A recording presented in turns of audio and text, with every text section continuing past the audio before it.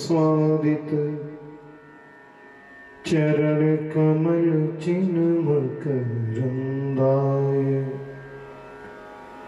भक्त जन मानस निवासाय श्री राम चंद्राय नारायणं नमस्कृत्य नरं चैव नरोत्तमं देवीं सरस्वतीं व्यासं ततो जयमुदीरये। गुरुर्ब्रह्मा गुरुर्विष्णु गुरुर्देव महेश्वर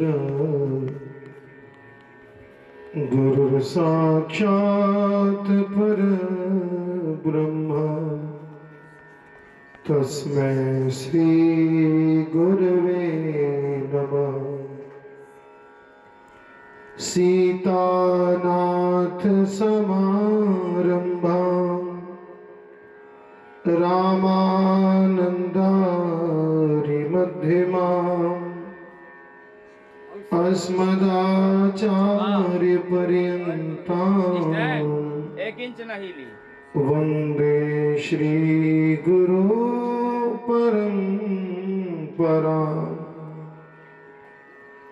गौरांगं रसमयं नित्यं रसाचार्यं रसोत्सुकं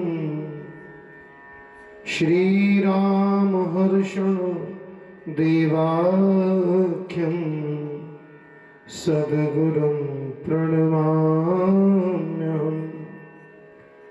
यस्यांके च विभाति भूधरसुता देवापगामस्तके बाले बालविदुर्गले च गरलं यस्योरसि व्यालरा सोऽयं भूतिविभूषणः सुरवरः सर्वाधिपः सर्वदा शर्वः सर्वगतः शिवः शशीनिभः श्रीशंकरः पातु माम्। मनोजवं मारुततुल्यवेगं जितेन्द्रियं बुद्धिमतां वरिष्ठं वातात्मजं वानरयूथमुख्यं श्रीरामदूतं शरणं प्रपद्ये। नमो गोभ्यः श्रीमतीभ्यः सौरभेभ्येव च नमः ब्रह्मसुताश्चैव पवित्राभ्यो नमो नमः। नीलाम्बुजश्यामलकोमलाङ्गं सीतासमारोपितवामभागं पाणौ महासायक चारुचापं नमामि रामं रघुवंशनाथम्। बंसी विभूषित करानवनीरदाभा पीताम्बराधरुणबिम्ब फलाधरोष्ठा पूर्णेन्दु सुंदर मुखा अरविंद नेत्रा कृष्णात् परं किमपि तत्त्वमहं न जाने। जय जय श्री राधारमण जय जय नवल किशोर जय गोपी चितचोर प्रभु जय जय माखन चोर। बोले वृंदावन बिहारी लाल की, श्री भागवत भगवान की, श्री सुखदेव जी महाराज की, श्री व्यास जी महाराज की। और सबने मानो एक सेतु बंधन कर लिया है। यहां पर यह विषय आता है। जामवंत जी ने कहा कि हम लोगों को कोई श्रम थोड़ी करना पड़ा है, आपके दर्शनों के निमित्त जितने भी जलचर जीव हैं वो जलचर जीव की आपका दर्शन होता रहे।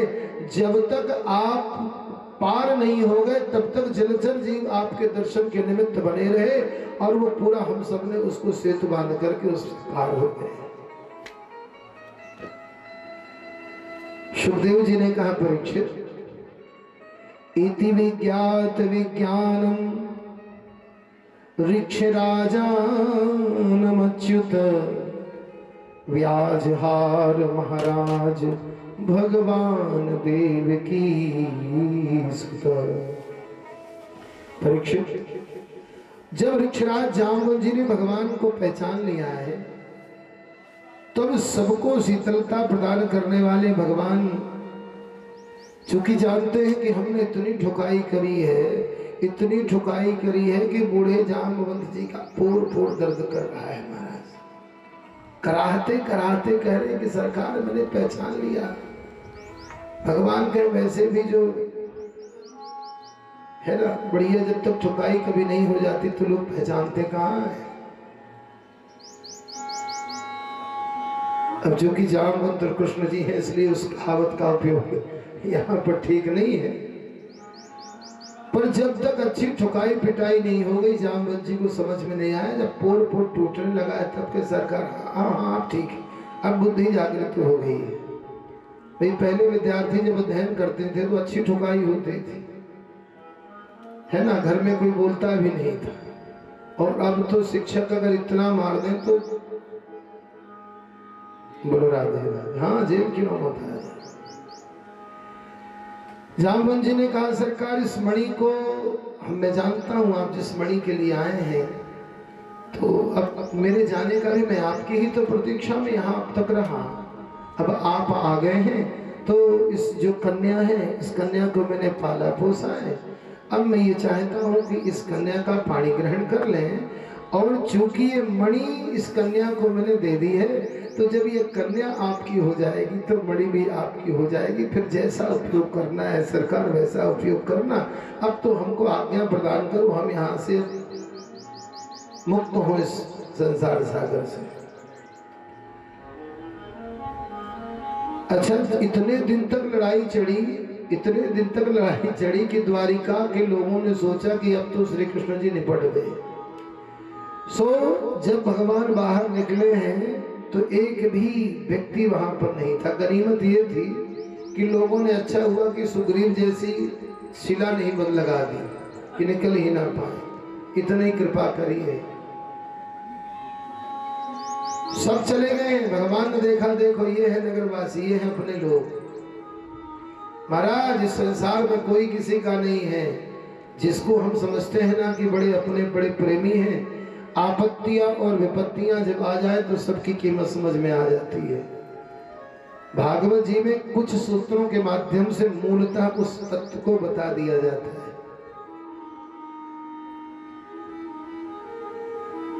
ला करके उस भगवान ने जामवंत जी का पाणी ग्रहण किया और उस मणि को ले जाकर के किसको दिया है? सत्यराजित को। सत्यराजित अब परेशान और बोले हमने इतनी बदनामी करा दी, इतनी बदनामी करा दी कि कहीं कृष्ण जी का दिमाग खराब हो गया तो गड़बड़ हो जाएगा। सो विचार किया कि ऐसा करेंगे रिश्तेदारी कर ले। सो अपनी बिटिया सत्यभामा को भगवान से कहा कि सरकारी में मणि बड़ी झंझट कराती है, इसको आप ही रखो, एक कृपा और कर दो, ये मेरी जो बिटिया है इस बिटिया का पाणी ग्रहण कर लो, मणि रखे रहो आप।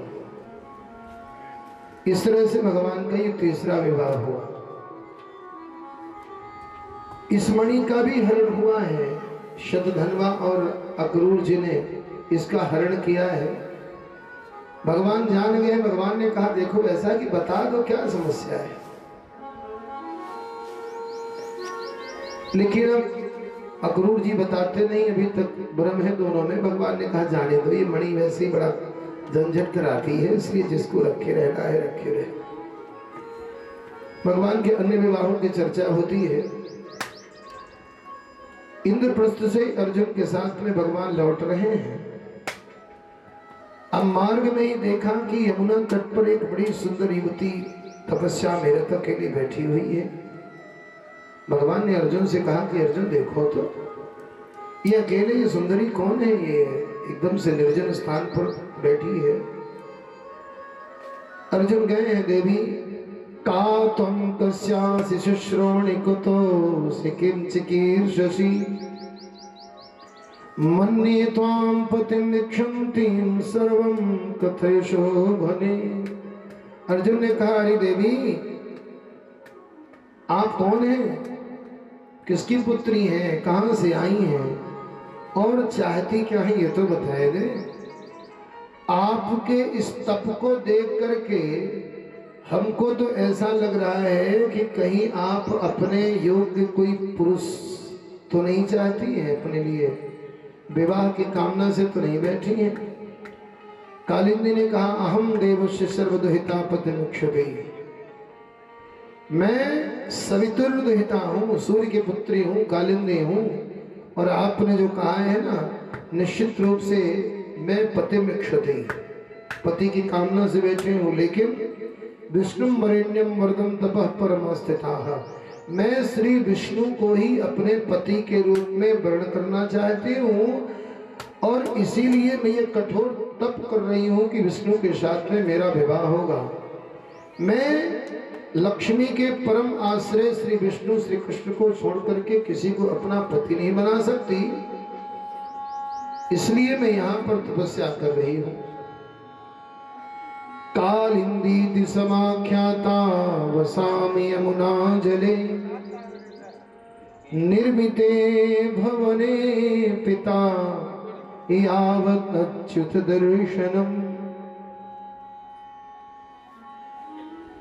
मेरे पिता सूर्य ने मुझे यमुना में भवन बना करके दिया है, यहीं पर यमुना जल में ही मैं रहती हूँ। और जब तक श्री कृष्ण के साथ में मेरा विवाह नहीं हो जाता है तब तक मैं यही तप करूंगी। अर्जुन ने भगवान से कहा है, सरकार आपकी ग्रह दशा तो बड़ी जोरदार चल रही है। बोले, भगवान ने कहा, क्या बात है गई? अरे बोले, आजकल आप जहां जाते हो काम कुछ और करने जाते हो और काम कुछ और हो जाता है। बोले, सीधा सीधा बताओ। बोले, वो स्त्री भी, युवती भी आपको ही पति के रूप में वर्ण करने के लिए तप कर रही है। भगवान गए हैं, भगवान ने पानी ग्रहण किया है। ये भगवान का चौथा विवाह था। तो इस तरह से 4 विवाह, ये लक्ष्मणा, भद्रा, श्रुत कीर्ति और मित्र वृंदा, ये 4 विवाह भगवान के इस तरह से हुए। इसके पश्चात भौमासुर, उसने संकल्प किया कि मैं 20,000 कन्याओं के साथ में विवाह करूंगा।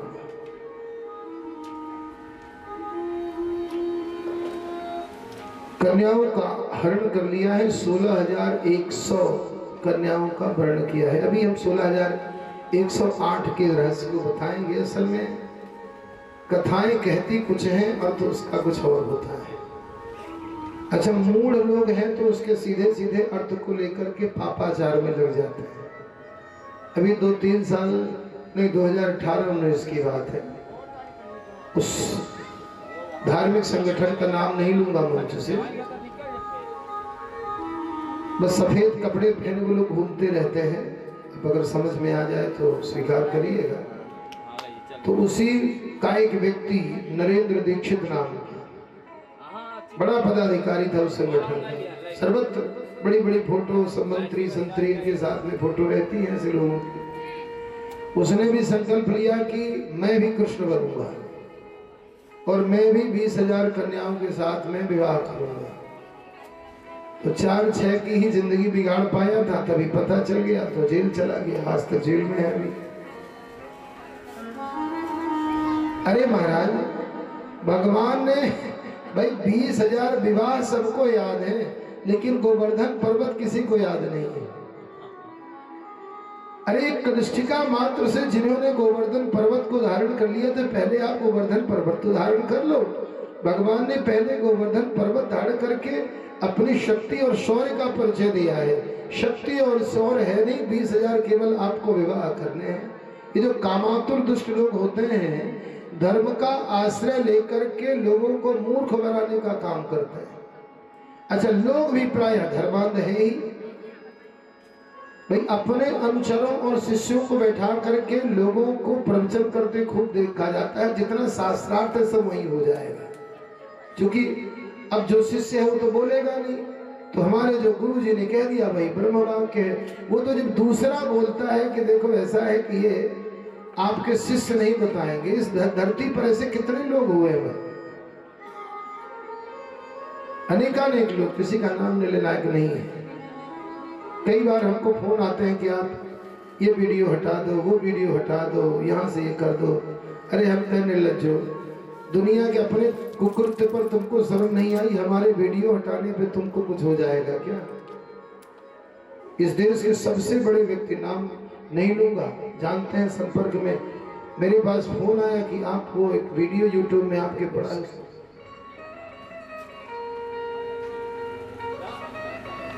आप कुकर्म करो, दुराचार करो, कोई बोले नहीं आपको, क्योंकि आप इस व्यासपीठ के सर्वोत्तम पीठ पर बैठ करके और बड़े बड़े मंत्री और ये सब लोगों के साथ बैठते हो, इसलिए कोई आपको कह नहीं सकता क्या? जीवन निश्चित समय के लिए हमारा, किसी का सामर्थ्य नहीं है कि जितने दिन लिख गया है उसको कोई छीन ले, और अगर नहीं लिखा है तो किसी के अंदर सामर्थ्य नहीं है कि उसकी पूर्ति वो कर पाएगा। आप इस भय से अगर सत्य को स्वीकार करना छोड़ देते हो तो फिर इससे बड़ी कायरता क्या होगी? बोले भागवत भगवान की। भौमासुर ने 20,000 विवाहों का लक्ष्य लिया, 16,100 तक पहुंचा। भगवान तक संदेश गया, भगवान अपनी पत्नी सत्यभामा के साथ में भौमासुर का जाकर के उद्धार किया है और उन 16,100 कन्याओं को छुड़ा लिया है। बोले देवी, अब आप सर्वथा स्वतंत्र हैं।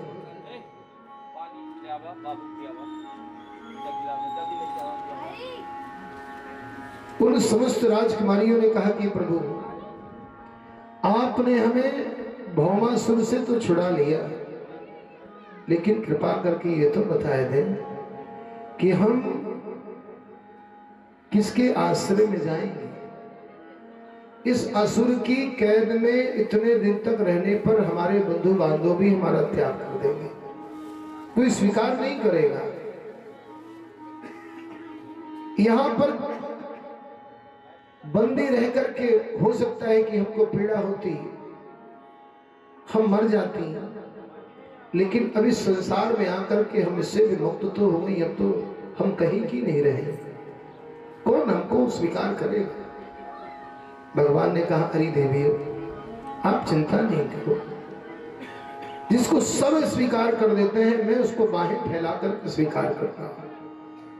आप सबने मेरा अगर स्मरण किया है, आप सबने अगर मेरी अपेक्षा की है, तो मैं आप सबका एक साथ पाणी ग्रहण करता हूं और शपथ पूर्वक कहता हूं, वचन पूर्वक कहता हूं कि जो सम्मान मेरी रुक्मिणी महारानी का है, पटरानी का है, जो सत्यभामा का है, जो जामवंती का है, जो कालिंदी का है, जो लक्ष्मणा का है, जो भद्रा का है, जो श्रुतकीर्ति का है, जो मित्रवृंदा का है, वही सम्मान आप सबका भी होगा। श्री कृष्ण 16 कलाओं के अधिष्ठाता है, और ये जो 108 है, ये पूर्णता, पूर्ण ब्रह्म का प्रचायक है। 16,100 वृत्तियां जिन पर नियंत्रण जिनका रहता है वो पूर्ण ब्रह्म होते हैं, वो परमपिता परमात्मा श्री कृष्ण होते हैं। ये वृत्तियां हैं महाराज, ये जब वृत्तियां उन परमात्मा में समर्पित हो जाती हैं, श्री कृष्ण में समर्पित हो जाती हैं, तो उसके मालिक श्री कृष्ण होते हैं, और जब श्री कृष्ण उन वृत्तियों के मालिक होते हैं तो फिर वो कृष्ण में हो जाती है। आज प्रारंभिक बेला पर जब हम लोग पलायन कर रहे थे उस समय पर, चूंकि अब इस 3 घंटे में क्या क्या कहें, तो उस समय पर हमने इन सबके संबंध में विस्तृत चर्चा की थी। एक दिन रुक्मिणी और भगवान सहज विनोद कर रहे थे, पति और पत्नी। अब पुत्र पौत्रादिक हो गए। भगवान ने सोचा कि रुक्मिणी मैया के साथ में विनोद कर लें। बोले देवी आज मेरे मन में बात आ रही है। रुक्मिणी मैया ने कहा क्या प्रभु? मैं ये सोच रहा हूं कि अरे आप तो अति सुंदर थी, वरानना थी, तो आपने मुझको क्या देख करके विवाह मेरे साथ में किया है? भाई कोई ये कहे कि आप बड़े कुलवान हो, चुकी रुक्मिणी मैया ने पत्र लिखा था कि आपका कुल बड़ा उत्तम है, तो बोले कुल की अगर बात करो तो कुल का तो अपने कोई ठौर ठिकाना रहा नहीं ना। कोई कहे यदुवंशी, कोई कहे नंद बाबा का छोरा है, कोई कहे यशोदा का छोरा है, कोई कहे देवकी नंदन है, कोई कहे वसुदेव नंदन है। तो कुल का हम ही को बहुत ठौर ठिकाना नहीं है कि किस कुल के हैं, क्षत्रिय कुल के हैं कि अहीर माने वैश्य कुल के हैं। तो कुल से तो हम फुर्सत ही है। अच्छा बहुत सुंदर रहे हो तो नाम ही बड़ा खराब है। भाई कोई किसी को उसी के नाम से पुकारे, कोई काला हो उसको कलुआ कहें तो अच्छा लगता है क्या? तुम्हारे नाम भी ऐसा काला कलूटा शुरू से है, तो सुंदरता का भी अब क्या कहें। अच्छा कोई बहुत चरित्रवान रहे हो तो चरित्र की तो इतना ढिंढोरा पिटा है कि अब क्या कहें। पूरे ब्रजांगनाएं लाखों लाखों करोड़ों करोड़ों गोपियों की चर्चा, तो चित्त भी बड़ा चंचल है, एक में तो ठहरता नहीं। हम तो जो ही पुकारता हम उसी के हो जाते, तो चित्त भी अपना ठीक ठाक नहीं है। अच्छा कोई कहे बड़े सूरवीर हैं, तो सूरवीरता तो ऐसी कि जब जरासंध ने 17 बार आक्रमण किया तो जी छुड़ा के छिपे हैं कहां? द्वारिका में। और काल यवन ने रगेदा है तो भागते भागते दुनिया छोड़ कहने लगी ऊपर से। तो वीरता का भी कोई अब ठिकाना नहीं है। तो देखो अगर मन पछता रहा हो, बड़ी सुंदर चर्चा है महाराज। बोले अगर मन पछता रहा हो तो शिशुपाल अभी भी आज से बड़ा प्रेम करता है, और आज भी भले आपके इतने बड़े बड़े लड़के बच्चे हो गए, अगर संदेशा आज भी शिशुपाल को मिल जाए तो निश्चित रूप से आपके साथ में विवाह करने के लिए तैयार हो जाएगा। तो बहुत बात बिगड़ी नहीं है अभी। अरे राम हमने विवाह हो गया, लड़का हो गया, अभी इस अवस्था में कह रहे हैं कि बहुत बात बिगड़ी नहीं है। इतना कहाँ है महाराज की रुक्मिणी मैया को बेहोश चक्कर आ गया, अब गिर पड़ी है झूले से। अब तो भगवान परेशान, अब लेके पंखा खुद ही झल रहे हैं पीतांबर से पानी लेके। अब देवी पैर दबाने लगे, देवी उठ जाओ, हम तो ऐसे विनोद कर रहे थे। अरे अब क्या हम विनोद नहीं कर सकते? पति पत्नी है, कभी विनोद कर दिया तो ऐसी मूर्छा। अरे कुछ देर बाद मूर्छा, जब पानी आने डाल के आँख खुली किसी तरह से, फिर जो सुंदर स्तुति की है बड़ी भैया। बोले आपने कहा है कि आपके कुल का माता पिता का कोई भरोसा नहीं। एकदम सही बात कही है आपने। अरे जो सारे जगत का माता पिता है उसके भला कोई माता पिता हो सकते हैं क्या? आपने कहा कि आप कृष्ण हैं, आपका जो रंग है वो जिसने भी आपके उस सौंदर्य का दर्शन मात्र कर लिया है वो अपना सब कुछ छोड़ देता है। फिर वो आप तो समस्त जगत को कर्षित ही, आप तो कर्षित कर लेते हैं, सारा जगत आपके अधीन हो जाता है। आपने कहा कि आपके चित्त का कोई भरोसा नहीं, आप तो जो बुलाता है आप उसी के हो जाते हो। आप किसी एक के कैसे हो सकते हो सरकार? आप तो सर्वांतर व्याप्त हैं, अंतर बहिर्वस्थितम, सारे जगत में केवल आप ही की स्थिति है, आपके अतिरिक्त संसार में कुछ है नहीं है। तो आपकी चित्त वृत्ति तो समस्त भक्तों के लिए है, समस्त भक्तों के हृदय में आप अहर्निश वास करने वाले हैं।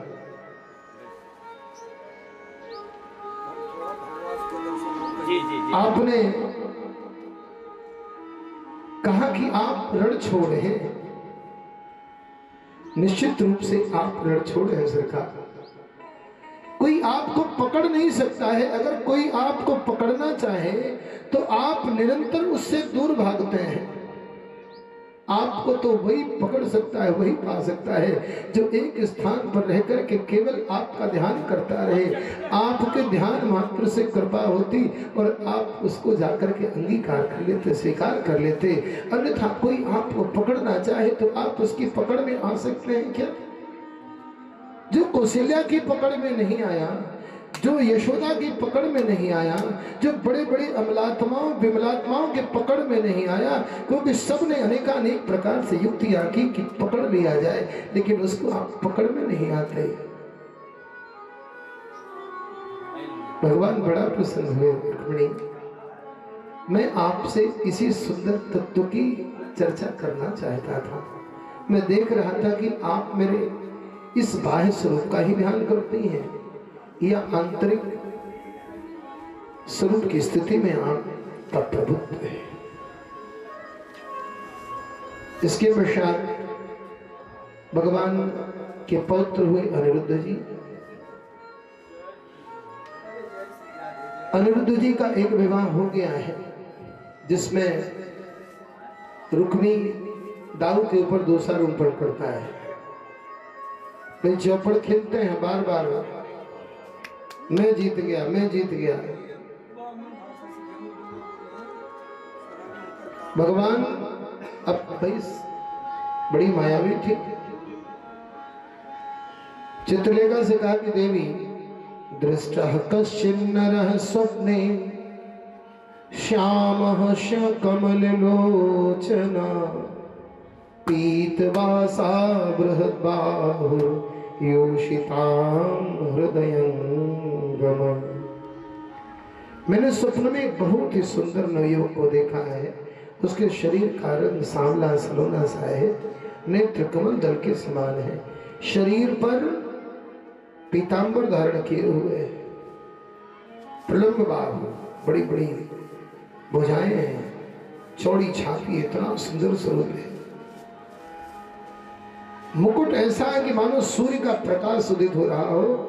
मैंने इस स्वप्न में ऐसे पुरुष का दर्शन किया है, अब मैं इसी के साथ में विवाह करूंगी, मैं संकल्प पूर्वक कहती। अरे चित्रलेखा ने कहा, पागल हो गई क्या? लेकिन तुम चिंता नहीं करो सखी, व्यसनम तेप करशाम त्रिलोक्याम यदि भाव्यते तमानेशे नरम यस्ते मनोहरता तमादिशो। तीनों लोकों में अगर तुम्हारे स्वप्न में आया हुआ पुरुष अगर कहीं है तो मैं तुमको बताए देती हूँ कि तुम्हारी इस विरह व्यथा को मैं दूर करूंगी, मैं उठा करके लाऊंगी। अच्छा, उसने चित्र बनाना शुरू किया तो पहले जितने भी नाम उसने सुन रखे थे वो तो बस नई थी। भगवान कृष्ण का जब स्वरूप बनाया तो उसने कहा, हाँ है तो लगता तो ऐसे ही है, पर कुछ थोड़ा सा भी गड़बड़ है। सो उसने प्रद्युम्न जी का चित्र बनाया तो बोली पहुंच रही हो धीरे धीरे। इसके पश्चात अब विचार किया कि हो ना हो ये कृष्ण के ही पुत्र पौत्र है कोई। सो उसने जाकर के जब वहां देखा, उषा के बताए हुए लक्षणों के अनुसार श्री अनिरुद्ध जी का जब शरीर स्वस्थ मिल रहा था तो वहां से माया से हरण कर लिया, अल्लाह करके छोड़ दिया उषा के कक्ष में। अब उषा के कक्ष में छोड़ दिया, जब संकेत हुआ द्वारपालों ने कहा कि महाराज ये जो आपकी कन्या है, इस कन्या के हाव भाव कुछ ठीक से नहीं लग रहे हैं। ये ऐसा लग रहा है कि इसका कौमार्य भंग हो चुका है। और आश्चर्य यह है कि परिंदा भी जहां पर ना मार सके वहां पर ये कौन अंदर प्रवेश कर गया कक्ष के अंदर। ये निकलती भी है, जब चाल देखते तो ठीक नहीं लगती है। जाकर के बाणासुर ने देखा तो उषा और अनिरुद्ध उस कक्ष में विराजमान थे। अनिरुद्ध को बंदी बना लिया है। नारद जी ने जाकर के संकेत किया है, भगवान से कहा है कि आप जिस अनिरुद्ध को ढूंढ रहे हैं उसको बाणासुर ने बंदी बना लिया है। भगवान ने अपनी सेना को ले जाकर के आक्रमण किया है। बाणासुर और भगवान के बीच में घोर संग्राम होने लगता है। हजार भुजाओं के बल के कारण वो जिस अभिमान में था, भगवान ने भुजाओं का छेदन किया है। जैसे ही अब केवल 2 भुजाएं बची हैं, सुरक्षेदन करने वाले हैं चक्र से भगवान भोलेनाथ प्रकट हो गए हैं। बोले बस प्रभु इसका जो मान था वो आपने समाप्त कर दिया है। ये रोज रोज अब बाहें तो हम ही ने दे दी, पर चेले हमने ऐसे बनाए कि हम ही पर मुसीबत हो जाते हैं। अच्छा बाणासुर रोज भगवान को जाए और पहाड़ हिलाए, प्रभु क्या बताएं, अब बड़ी खुजली हो रही, कोई मिलता नहीं है लड़ने को। भोलेनाथ ने कहा क्या कहें, ऐसे चेले को हमने गुरु मंत्र दिया है कि हम उतारे तो बात जमे ना, सो तुम्हारे ऊपर भगवान ही कृपा करेंगे, घबराओ नहीं, तुम मस्ती चढ़ी है तो उतरेगी। भोलेनाथ ने कहा देखो प्रभु है तो चेला है ना, इसलिए इसके ऊपर कृपा कर दें। बाणासुर को संबंधी बना लिया है भगवान ने। बाणासुर की कन्या उषा के साथ में अनिरुद्ध जी का विवाह हुआ। इसके पश्चात महाराज नृग की कथा आती है, बड़ी सुंदर कथा है ये भी।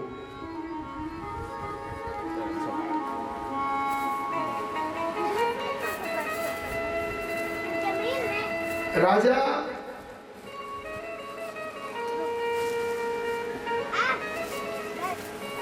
एक दिन उपवन में खेल रहे थे, बड़ी सुंदर कथा है।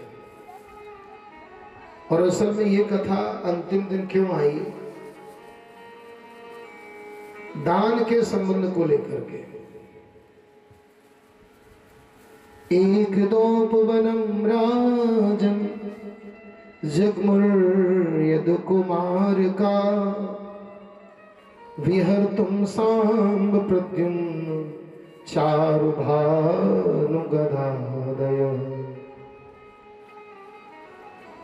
एक दिन शाम प्रद्युम्न चारुभानु गद ये समस्त यदुवंशी राजकुमारों को लेकर के भगवान खेल रहे हैं। अच्छा गेंद का खेल हुआ, गेंद गई कहां, उस कुएं में जाकर के बच्चे झांकने लगे, देखे तो बेचारा जीव, अरे दादाजी दादाजी दादाजी, बाबा नाती काले होता है ना महाराज, अरे इतना विशाल जीव है। बोले चलो चलो चलो सब लोग इसको निकालो निकालो निकालो। सो सारे लोग निकालने का प्रयत्न करने लगे हैं। कृकलाशं गृणिभं वीक्ष्य विस्मित मानुषाः अतस्य चोद्धरण यत्नं चक्रुस्ते कृपयान्विताः। आश्चर्य की सीमा नहीं, दिल हृदय करुणा से भर गया, इतना विशाल जीव। जैसे ही उसको बाहर निकाला है, भगवान का स्पर्श मात्र हुआ है कि वो उसका स्वरूप नष्ट हो गया, अपने दिव्य स्वरूप में प्रकट हो गया। भाई भगवान ने बाएं हाथ से अनायास में खेल खेल में उसको निकाला और भगवान के कर कमलों का स्पर्श हुआ कि उसका वो स्वरूप चला गया। आहा सौतम श्लोक कराभिमृष्टो विहाय सद्यः कृकला स्वरूपम संतप्त चामी करचारुवर्णः स्वर्गद्भुतालंकार। अद्भुत अलंकारों से अद्भुत दिव्य वस्त्र आभूषण अलंकृत लग रहा था, मानो साक्षात श्री राम का प्रकट हो गया। प्रपक्ष विद्वान अभ्यतन्य दानम, भगवान ने पूछा है कि भाई आप कौन हैं, इतना सुंदर स्वरूप। भाई आपको ये गिरगिट योनि मिली तो निश्चित रूप से कोई ऐसा कर्म हो रहा होगा जिसके कारण से आपको ये स्वरूप ग्रहण करना पड़ा है। आप कौन हैं, अपना पूरा परिचय दें। आपको देख करके ऐसा लगता नहीं है कि आप किसी ऐसे शाप के योग्य है जिसके कारण से आपकी दशा हो। तो अगर आप उचित समझें, भगवान ने कहा है कि अगर लगे आपको कि ठीक है तो आप बताएं, हम सब जानने को उत्सुक हैं। शुभदेव जी ने कहा परीक्षित, इतस्म राजा संपृष्टः कृष्णेनान्त मूर्तिना माधवं प्रणिपत्या किरीटैनार्कवर्चसा भगवान के समक्ष में हाथ जोड़ करके और अपने मुकुट को झुका करके भगवान को प्रणाम किया है और भगवान से कहा है, प्रभु नृगो नाम नरेंद्रो अहम, नृगो नाम नरेंद्रो अहम, इक्ष्वाकुतनयः प्रभो, दानि स्वाख्यमानीश यदि ते कर्णस्पृशम्। प्रभु मैं महाराज इक्ष्वाकु का पुत्र राजा नृगो नाम नरेंद्रो अहम इक्ष्वाकुतनयः प्रभु, मैं महाराज इक्ष्वाकु का पुत्र हूँ, नृग हूँ। और अगर दानियों की कभी कोई चर्चा चली होगी तो निश्चित रूप से मेरा नाम अवश्य आया होगा। आपके कानों में अगर कभी दानियों की चर्चा हुई होगी तो मेरा नाम अवश्य आपके कानों में पड़ा होगा।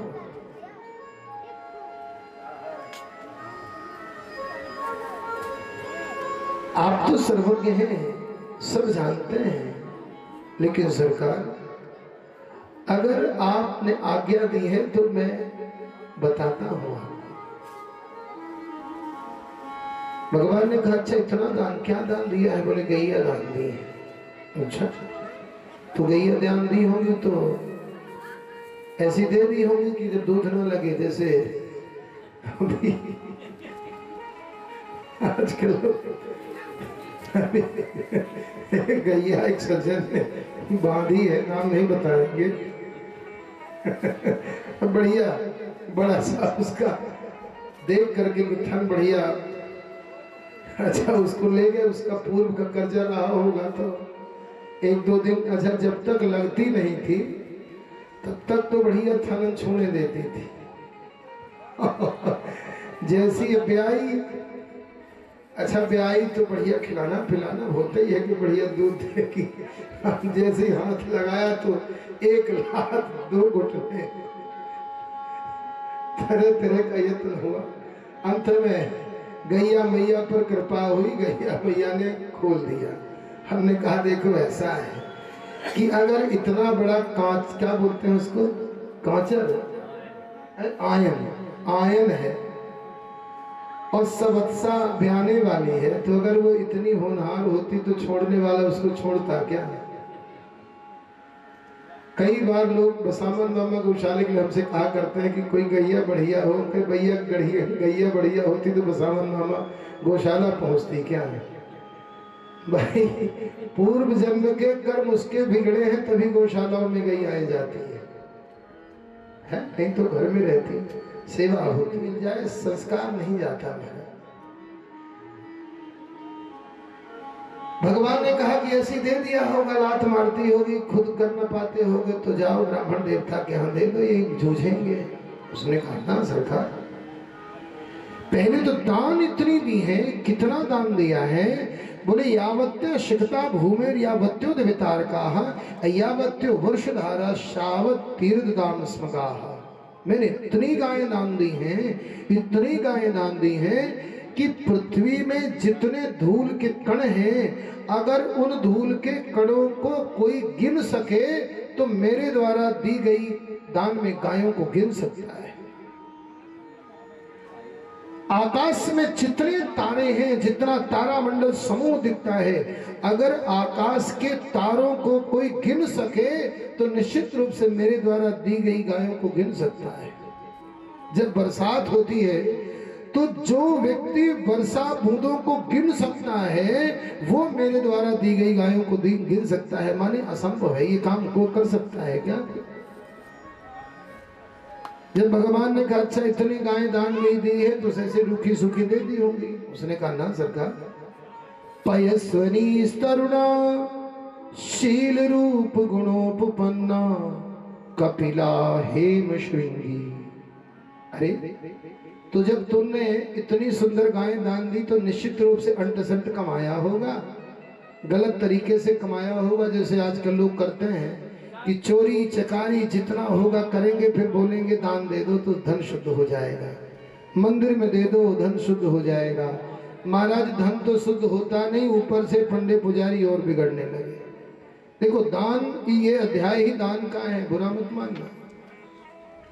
अच्छा बुरा क्यों मानना, हम भी तो आप ही की लाइन में खड़े हैं ना। तो जो दूसरों को कहेंगे वो अपने को भी तो पालन करना पड़ेगा। बोले न्यायार्जिता नहीं सरकार, मैंने अन्याय से कमाए हुए धन से दान नहीं किया है, मेहनत का है, न्यायार्जिता, न्याय से अर्जित किए हुए धन से। महाराज दान भी आपका वही फलीभूत है जो श्रम से किया हुआ, अपने पसीने की कमाई का जब दान होता है ना, उस दान को लेने वाले का पुण्य उस प्राप्त करने वाले को भी होता है। लेकिन अगर आपने अनैतिक तरीके से धन कमा करके दान किया, उस दान को ग्रहण करने वाला भी पाप का भागी होता है।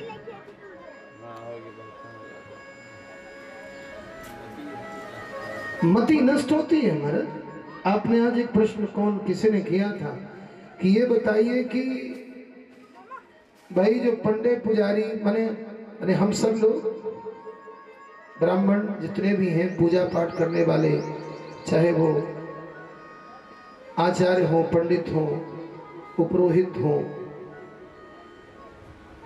तो क्या वो दान का कुछ असर होता है? बिल्कुल असर होता है भाई। दान लेने वाले ने अगर तप नहीं किया, अगर जप नहीं किया, तो दान पचता नहीं है हमारा। वो चाहे जिस रूप में निकले वो निकलता है। ये धन कोई साधारण नहीं है। इस धन को पचाने के लिए अगर आप कोई तप नहीं करते हो, आपके अगर, क्योंकि यजमान के पापों को आचार्य जो ग्रहण करते हैं, क्योंकि अब हर यजमान की गिनती तो होती नहीं भाई। किसी मंदिर में लोग पूजा करने आते तो ये तो पता नहीं चलता कि ये कौन धर्मात्मा है, कौन चोर है। भगवान तो सबके हैं। ये धन किसने कमाया, किस तरह से कमाया, कोई जानता नहीं। वो धन जब आ जाता है, उस धन को लेने वाले उस यजमान के पाप को भी ग्रहण करते हैं। और अगर उस पाप को ग्रहण करने के उपरांत अगर वो यथोचित तप नहीं करते हैं, तो उसका परिणाम उनको भोगना ही भोगना पड़ता है। और उनको अगर कदाचित अपने पूर्व जन्म के संस्कारों की बलिष्ठता से अगर वो बच भी गए, पुण्य की बलिष्ठता से, तो उनके पुत्रों को भोगना पड़ेगा। 7 पीढ़ियों तक उस परिणाम को भोगना पड़ता है। इसलिए धन कमाने में बहुत संयम बरतना पड़ता है महाराज। आप लाख मंदिर बनवाओ, आप लाख यज्ञ करो, आप लाख भंडारे करो, लेकिन आपके कमाए हुए धन में अगर शुद्धता नहीं है, तो कभी भी वो उसका परिणाम अच्छा नहीं होता। न्याय अर्जिता रूप्य खुरा सवत्सा दुकूल माला भरना दावा।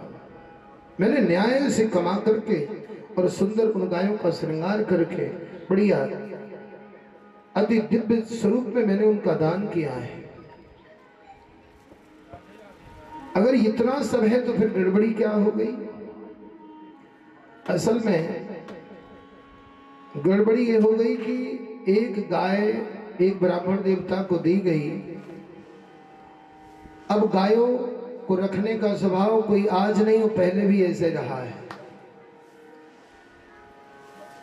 100 गाय को ब्राह्मण देवता ने अब चरने के लिए छोड़ा होगा, 100 पुराने गोष्ठ में पुनः पहुंच गई।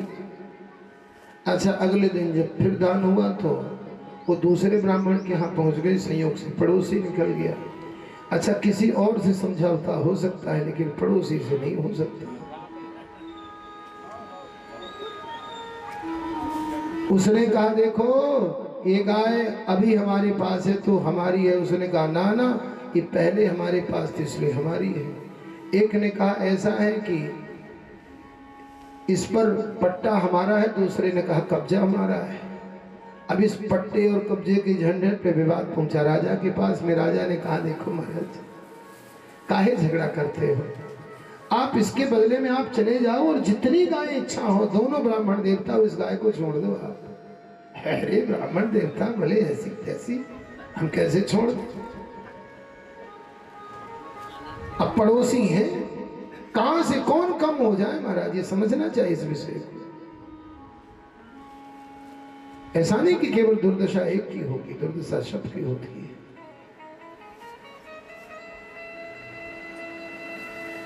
राजा ने कहा सरकार, उन्होंने कहा एक राजन, तो ये बार बार गिरगिट की तरह रंग बदलता है ना, हम तुम्हें शाप देते हैं, जाओ तुम गिरगिट हो जाओ। अब जब शरीर छूटा तो यमराज के पास गए। यमराज ने कहा कि सरकार, हमने तो आपके जो पुण्य देखे हैं तो इतने पुण्य है, इतने पुण्य है, लेकिन अब एक गड़बड़ी हो गई। तो उस एक गड़बड़ी का आप पहले दंड भोगना चाहेंगे कि पहले पुण्य भोगना चाहेंगे? माना जीवन भर किसी को सुख हो और अंतिम क्षणों में दुख हो जाए तो जीवन भर का सुख समाप्त हो जाता है,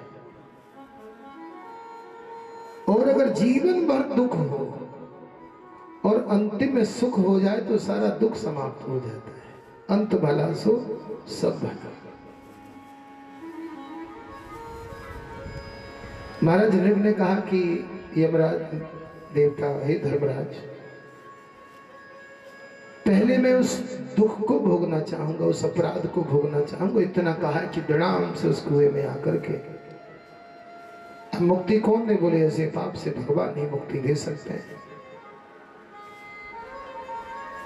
यहां से मुक्त हुए हैं, भगवान को प्रणाम करके, भगवान की परिक्रमा करके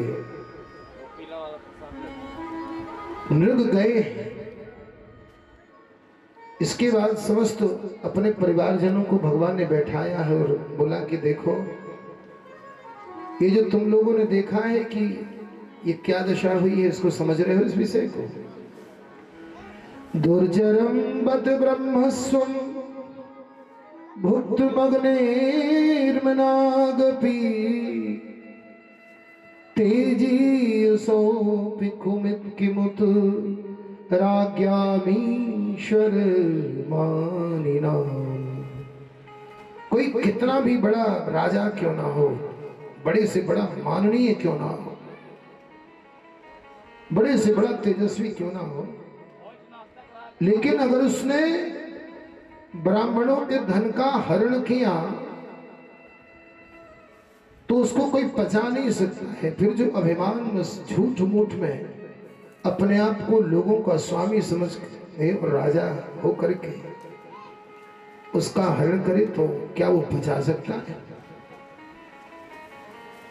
भगवान ने कहा, नाहम हालाहलम मन्ये विश्वम यस्य प्रतिक्रिया ब्रह्मस्वम ही विषम प्रोक्त नास प्रतिविदर्भुवि। हालाहल विस्ता कदाचित उपाय हो सकता है, कोई वैद्य मिल सकता है, लेकिन अगर ब्राह्मण के धन रूपी अरण्य से, लकड़ी से जो आग पैदा होती है, उस आग से कोई जला तो फिर उस अग्नि से कोई बच नहीं सकता है। यहां पर सावधान होने की बड़ी आवश्यकता है। ब्राह्मण माने हम यहाँ पर द्विजाति की बात नहीं कर रहे हैं कि शरीर ब्राह्मण का मिल गया और कर्म ब्राह्मण का नहीं है। भाई ब्राह्मण का धन कौन सा? भाई कोई पूजा पाठ करता है, कोई दक्षिणा होती है। अच्छा, इसमें भी विशेष चिंतन का विषय है।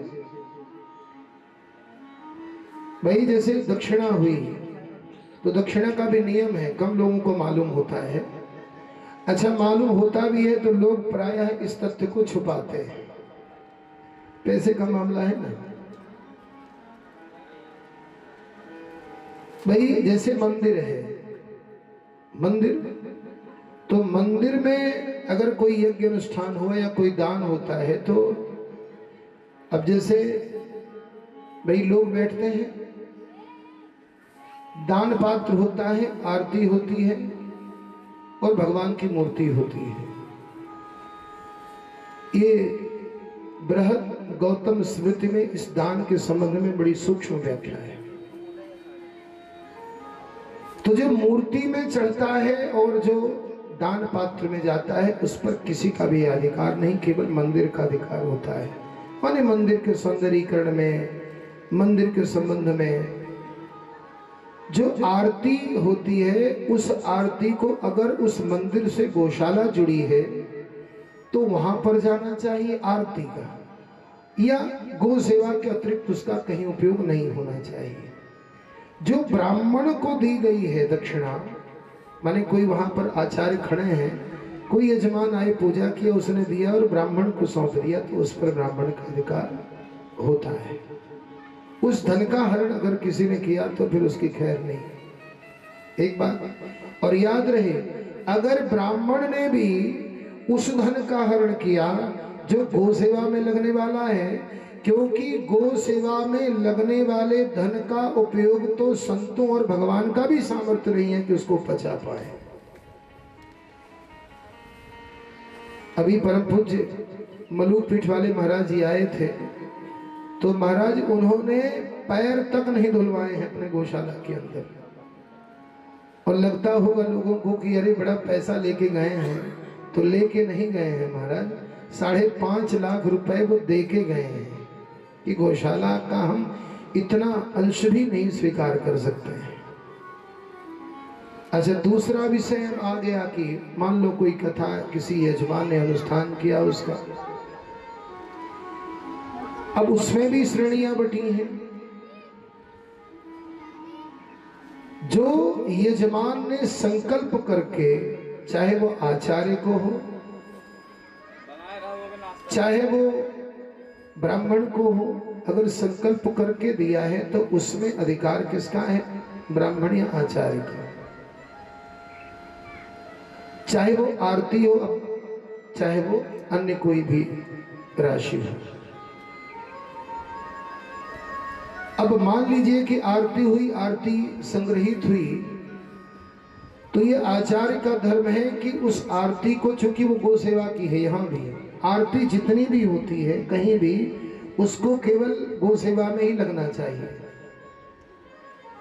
वर्षों से हम जब भी, एक बार जब पहले हमने एक हनुमत आराधना यज्ञ किया, उसमें से पैसा कुछ मिला।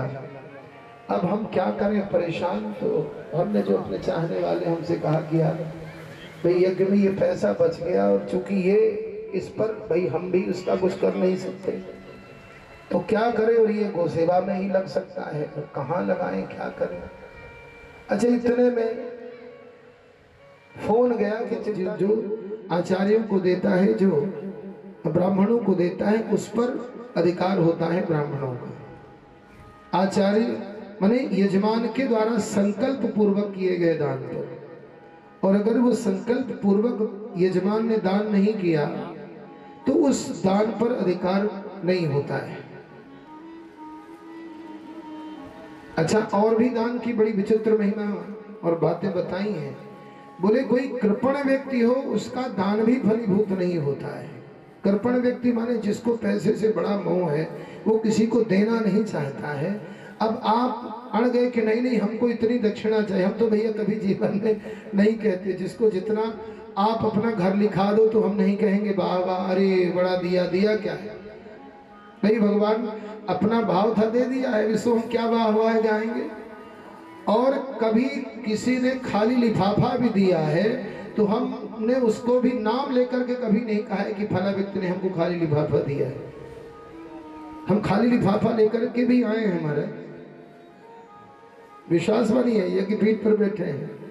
मैंने 9 दिन राम कथा करी, और चूंकि यजमान को ये पता चल गया कि ये ना कहते हैं और ना गिनते हैं, सो उन्होंने न देखते हैं तो खाली लिफाफा दिया। हमने खाली लिफाफा लिया, घर में खाली लिफाफा दिया। जब हमसे पूछा तो हमने कहा जिसने 5 रुपए का लिफाफा दिया है उसका रुपया नहीं लगा के होगा क्या? आखिर ये लिफाफा भी तो हमारे काम में आएगा। उसका भाव ही उतना था हमारा। अब हम वहां पे लिफाफा देखते और कहते कि यार हमारी दक्षिणा तो 21,000 होती है कि 51,000 होती है कि 5,000 होती है कि 1,000 होती है। अब वो उसका मन नहीं था, और 1,000 अगर वो दे भी देता तो वो हमारे किस काम में आता? उसका पाप लेकर के हम अपना कौन सा कल्याण कर लेंगे? भाई वो श्रद्धा होती है ना, दान में हमसे कोई महाराज कितना आपको दे दे, भैया आपकी श्रद्धा है आप दो, ना श्रद्धा नहीं है ना दो।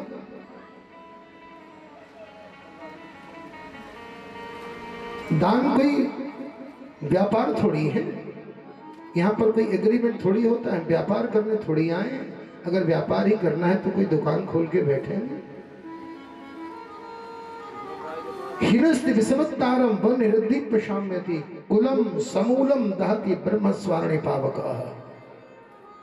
जिसने ब्राह्मण के धन का हरण किया है कुल समेत उसका नाश हो जाता है। और एक ही क्या कहें, भगवान ने ये भगवान कृष्ण कह रहे हैं कि ब्रह्मस्वम दुर्नुज्ञातम भुक्तिम हंतिम त्रिपुरुषम अप्रसह्य तो बलात् भुक्तम दश पूर्वां दशापरां